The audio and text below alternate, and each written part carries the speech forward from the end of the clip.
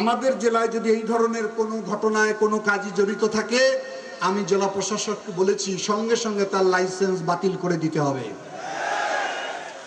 হুজুরদের বলেছি, ইমাম সাহেবদেরকে আমি দেখেছি, তাদেরও বলেছি আপনারা যৌতুক এবং বয়ঃপ্রাপ্ত হওয়ার আগে কোনো বিয়ে সংগঠিত করবেন না।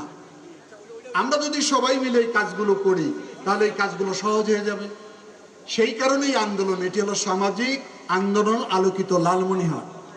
গত বাজেট অধিবেশনে আমি একটা বক্তব্য রেখেছিলাম মহান জাতীয় সংসদে, এইখানে আলোকিত লালমনিরহাটের কথা আমি বলেছি। সরকারি দল বিরোধী দল টেবিল চাপড়িয়ে আমাকে অভিনন্দন জানিয়েছে। আমি বলেছি আইন শুধু মানুষকে সংশোধন করবে না, আইনের পাশাপাশি সামাজিক আন্দোলনের খুবই প্রয়োজন।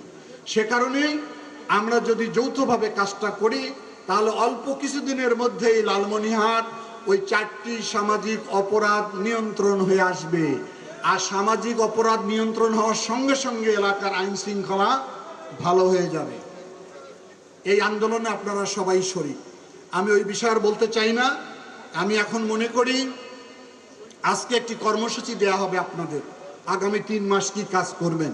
মাননীয় প্রধান অতিথিকে বলি, আমরা ওয়ার্ড কমিটি গঠন করেছি 31 সদস্য বিশিষ্ট। 31 সদস্য বিশিষ্ট ওয়ার্ড কমিটি, এইখানে বিভিন্ন শ্রেণী পেশার লোককে আমরা এখানে অন্তর্ভুক্ত করেছি। সেখানে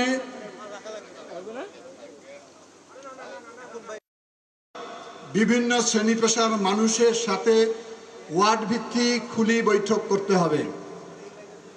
ওই ওয়ার্ডের যারা আছে সবাইকে ডাকবেন, ডেকে বৈঠক করবেন।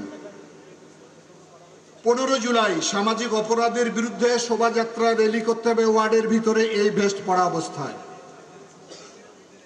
20 জুলাই সকল স্বেচ্ছাসেবীদের ভেস্ট পরিধান করে ইউনিয়ন পৌরসভার ভিতরে শোভাযাত্রা করতে হবে। ইউনিয়নে প্রায় 310 জন সদস্য রয়েছেন, প্রতি ইউনিয়নে একসঙ্গে করবেন। আমরা কর্মসূচিটা আপনাদেরকে দিয়ে দিব। সচেতনতা বৃদ্ধি উদ্বুদ্ধকরণের লক্ষ্যে গ্রামীণ খেলাধুলা করতে হবে। এখন বর্ষাকাল, হাডুডু, ঠুস, দাঁড়িয়াবান্ধা এই খেলা যুক্ত করবেন 31 আগস্ট পর্যন্ত। প্রতি 15 দিন অন্তর অন্তর ওয়ার্ড, পৌরসভা, ইউনিয়ন কমিটির মূল্যায়ন সভা করতে হবে। এবং সর্বশেষ এই 3150 জনকে নিয়ে আমরা গোটা উপজেলায় সাইকেল র্যালি করব নভেম্বরের দিকে। এর মাঝে আরেকটি কর্মসূচি রয়েছে, সেটি হচ্ছে তালিকা হওয়ার সঙ্গে সঙ্গে ওই সমস্ত অপরাধের সঙ্গে যারা যুক্ত আছে তাদেরকে নিয়ে আপনারা কাউন্সিলিং করবেন, ডাকবেন, ডেকে বলবেন বাবারা, ভাইরা এই পথ থেকে সরে আসো।